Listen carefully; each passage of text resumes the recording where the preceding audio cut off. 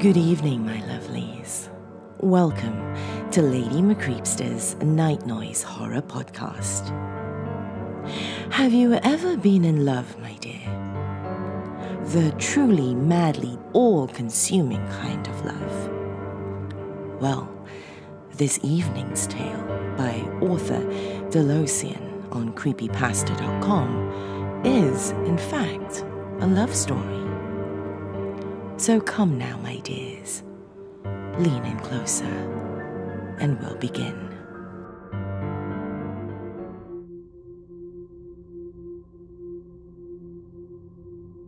This is a love story. Please try to remember that as you read this. Love. It's really about Julie. I knew from the moment I set eyes on her that I'd do anything to have her. Fortunately, though, I didn't have to work very hard. I could see it in her eyes the first time I talked to her and asked her out. She wanted me to, and she said yes before I even finished asking. Her eyes sparkle like diamonds. It's one of my favorite things about her. We were quick to say I love you, only a few dates in, but we were sure. My place is full of my idiot friends, and we've started talking about getting a place of our own. My best friend Greg doesn't get along the best with her and isn't very happy about me moving out, but he understands. We all hang out together sometimes, see movies, bowl, normal stuff like that. Well, I got a call a couple of nights ago from Julie's parents who live out of state. They said they got a call from the police and that Julie had been in a car accident. Drunk driver crossed the center line. What a cliche, right? Anyway, I was panicked out of my mind, speeding like crazy to the hospital when Julie called me on my cell. I could hardly believe my eyes when I saw her name on the caller ID. I answered the phone, not quite letting myself get my hopes up just yet. After all, it could have been someone calling me from her phone.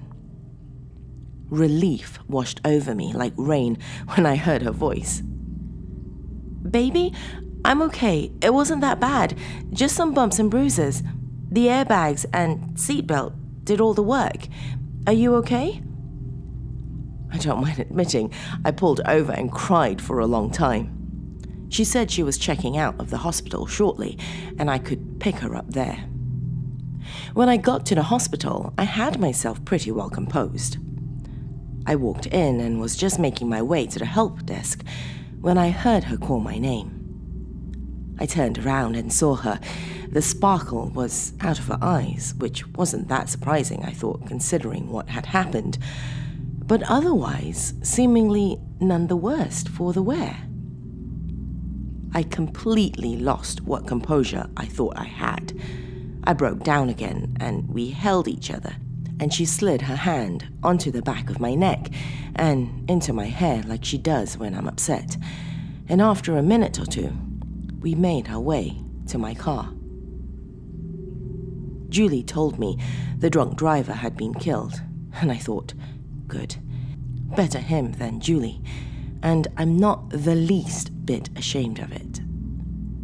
I would have killed him myself if I could have, but she was okay, and that was all I cared about then. When we got back to my place, no one was home, and the house was dark, which was odd, since there was almost always someone home, and those idiot roommates of mine always forget to kill the lights when they leave. Julie was feeling a little chilly, and she looked a little pale, so we cuddled up under some blankets and fell asleep almost immediately. It had been a trying day, after all. I remember the last thing she said to me as we were falling asleep. "I'll love you forever, baby." I called into work the next day to stay home with Julie. She was feeling pretty stiff. Again, not surprising. I had some missed calls from my family and friends. No doubt they'd heard what happened and were checking in. I'd get back to them later.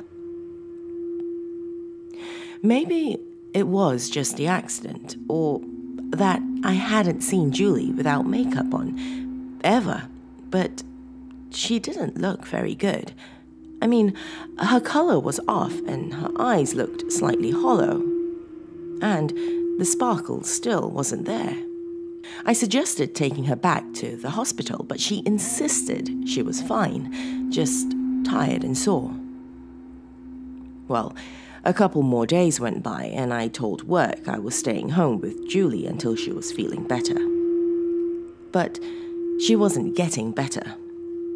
Her eyes were the worst of it. More hollow all the time, and her skin was downright cold to the touch. It was getting to the point where I was going to bring her back to the hospital, whether she wanted to go or not, and that was when I got the phone call. It was Julie's mom. She had been crying and was clearly making an effort to stay composed. Julie's service was to be held the day after tomorrow, she said. I asked her what she was talking about, service for what? I was confused. Julie walked up to me as I stood there on the phone. She was looking right into my eyes when her mom said, I know this is hard for you. It's hard for all of us. But Julie's gone, and we can't get her back. We all loved her, but she's gone. I still didn't understand until I saw the look of horror in Julie's eyes. She knew. This whole time she knew. She didn't survive the accident, yet somehow she was here, and I suddenly understood. Her eyes, hollow and sunk in, the sparkle gone, her skin cold and discolored. She was dead, and I was watching her slowly decay. My stomach dropped, and I felt myself fall. Julie caught me, and I felt her cold hands and felt the coldness for what it was. Death. I heard her mom on the phone, a tiny voice calling my name over and over. I picked up the phone and told her I was listening. Julie was silent the whole time. Her mom repeated that the service was the day after tomorrow and her body would be cremated at noon the next day. Numbly, I told her okay, thanked her, and told her I'd see her then. I hung up the phone and Julie and I just stared at each other for a long time. There was no doubt now. I was looking at someone who was not alive. Eventually, I said one word. How? She said she didn't know, and she didn't care. And you know what? Neither did I. She came with me to the service, and it wasn't like what happens in the movies where people walk through her like she's not there or anything like that. They couldn't see her, that much was obvious, but somehow no one bumped into her, and when they made space for me, it seemed they made space for her too, although they didn't seem to know they were doing it. When I talked to her parents, she was with me, silent but strong, for me. When I viewed her body, she was with me. Her hand, cold now, so cold, finding that spot on my neck.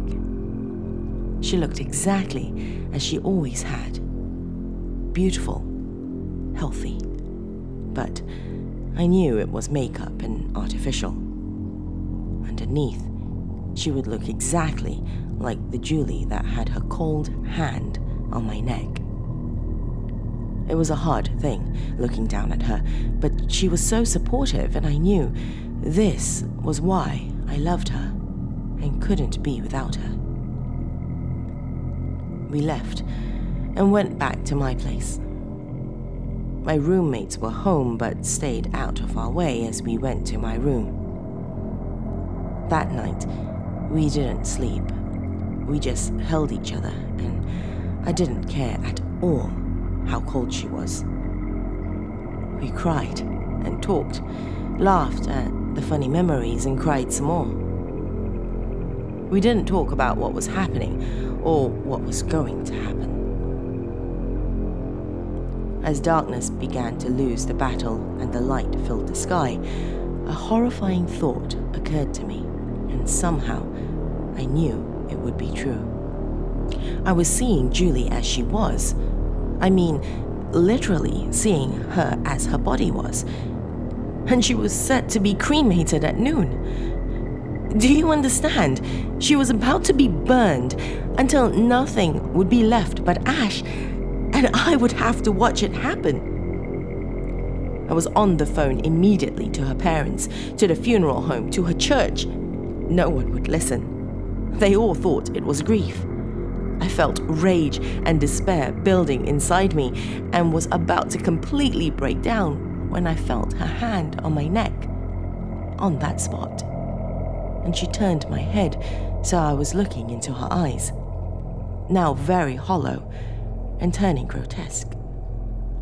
She told me it was okay. It was okay. She told me she would love me forever, and I knew in that moment what I was going to do. Those last few hours, we watched the sun come up and what became a beautiful day. We watched clouds turn into funny shapes. As noon approached, I made an excuse to go to my closet, and then we waited.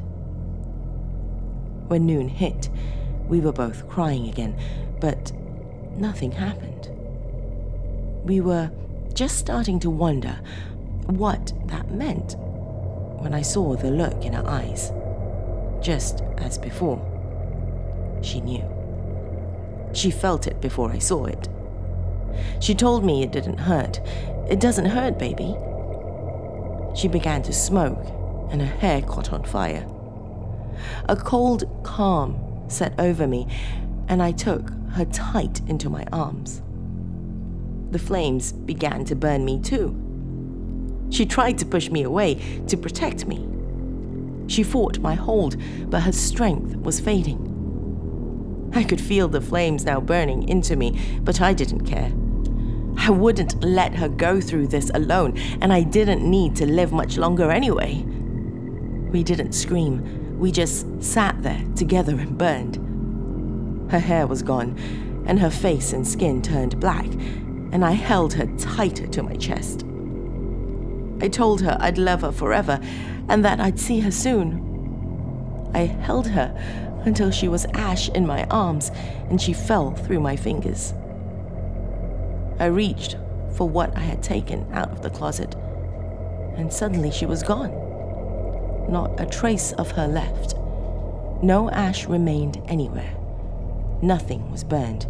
Even my own burns were gone. Was it grief?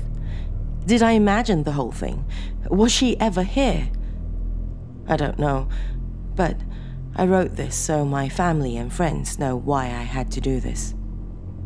I won't stay here without her. I can't.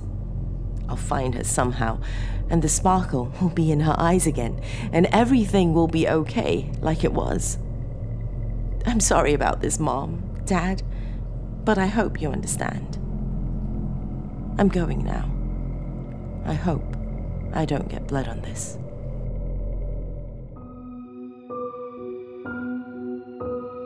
Thank you for joining me, my dears. If you enjoyed this tale, do let me know. If you're watching on YouTube, leave me a comment, and if you're listening to the podcast, send me a tweet or drop me a Facebook message. My handle is Lady MCreepsta on both Twitter and Facebook. Till next time, my dears, sweet dreams.